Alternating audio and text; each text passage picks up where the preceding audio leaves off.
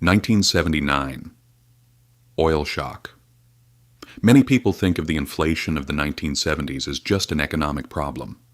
But what was actually happening was much more than that. At first, even policymakers were not very worried.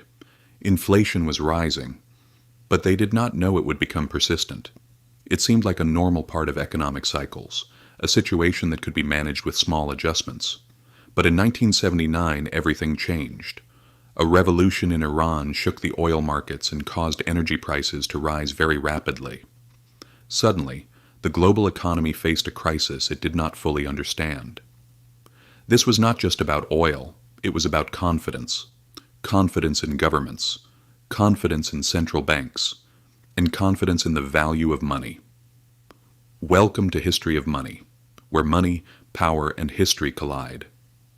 And today we are telling the story of the 1979 oil shock, one of the turning points that reshaped the modern financial system.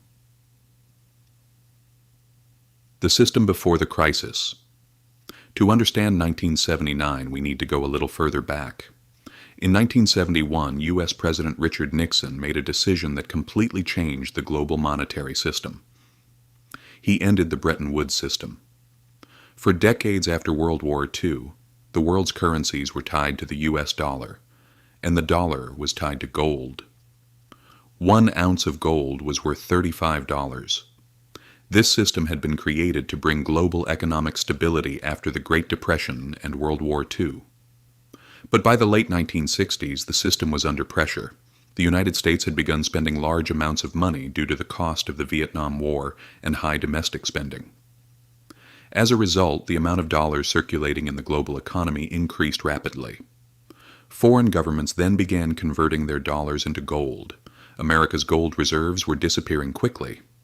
Finally, Nixon made a historic decision. He closed the gold window. The dollar was no longer tied to gold. Currencies began to float freely. The world had entered a completely new monetary era. Then came the 1973 oil crisis. After the Yom Kippur War, OPEC imposed an oil embargo on countries that supported Israel. Oil prices increased fivefold in a short time. Energy costs rose. Inflation accelerated rapidly. But there was a critical point here. The oil crisis did not create inflation. It accelerated inflation that had already begun to form. By the mid-1970s, the U.S. economy was facing a situation that had previously been considered almost impossible. Stagflation. That meant high inflation and high unemployment at the same time. The classical economic models that economists had relied on for years were no longer working. The psychology of inflation. Inflation is not just a number, it is a behavior. If workers believe prices will rise, they demand higher wages. Companies then raise prices to cover those costs. This cycle feeds itself. And once expectations become embedded, inflation becomes very difficult to stop. By 1978, inflation was rising rapidly again. Markets were nervous. The dollar was weakening. Confidence was declining. And then the revolution began in Iran. The Iranian Revolution. At the beginning of 1979, large protests erupted in Iran. The Shah left the country, and Ayatollah Khomeini returned from exile. This revolution did not only change Iran's politics, it also shook global energy markets. Iran was one of the world's largest oil producers. Production dropped significantly. Global oil supply tightened, and oil prices rose rapidly. Oil prices that were around $15 in 1978 approached $40 by 1980. Inflation. Explodes energy is the foundation of the modern economy. Transportation, industry, agriculture, heating. When oil prices rise, the entire cost structure changes. In 1979, inflation in the United States rose above 13%. In the United Kingdom, it approached 18%. Across Europe, double-digit inflation became widespread. But the most dangerous thing was not the price increases.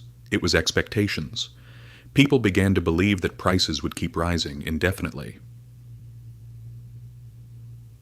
Paul Volcker enters the scene. By 1979, the U.S. Federal Reserve was facing a major credibility crisis.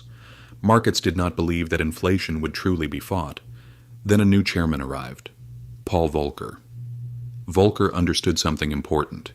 Inflation was no longer temporary. It had become a structural problem. So he made a radical decision. Shock therapy. Interest rates were raised rapidly. U.S. policy rates rose above 17%. Then they approached 19%. Mortgage rates exceeded 18%. Credit conditions tightened sharply. The economy entered a recession. Unemployment rose above 10%. But inflation finally began to fall. By 1983, it dropped below 4%. Global effects. This crisis spread across the world. During the 1970s, many developing countries had taken low-interest dollar loans. But those loans were tied to U.S. interest rates. When Volcker raised interest rates, debt burdens exploded. In 1982, Mexico announced that it could not repay its debt. Brazil and Argentina soon followed. Latin American economies entered a long period of stagnation. This period became known as the lost decade. The system changes. The 1979 oil crisis revealed an important truth. Previously, policymakers believed inflation could be controlled with small adjustments. But after this crisis, central banks adopted a new principle: credibility comes first. If inflation gets out of control, stopping it can be painful, but it must be done. Its impact today. Today, the global economy is far more indebted. The financial system is far more complex, and energy markets are still full of geopolitical risks. When inflation rose again in 2022, central banks quickly raised interest rates. History was not repeating itself exactly, but the structure was familiar. Energy shocks, inflation, interest rate hikes. The real lesson. The 1979 oil crisis was not only about oil, it was about confidence. Confidence in money, confidence in economic institutions. When that confidence disappears, rebuilding the system is not easy. But 1979 showed us something important. Economic systems are sometimes reshaped only during crises. If you want to understand how money and power shape the world, look at the moments when the system breaks, because that is usually when the rules are rewritten. Subscribe to History of Money. Because the answers are in history, you just need to know where to look.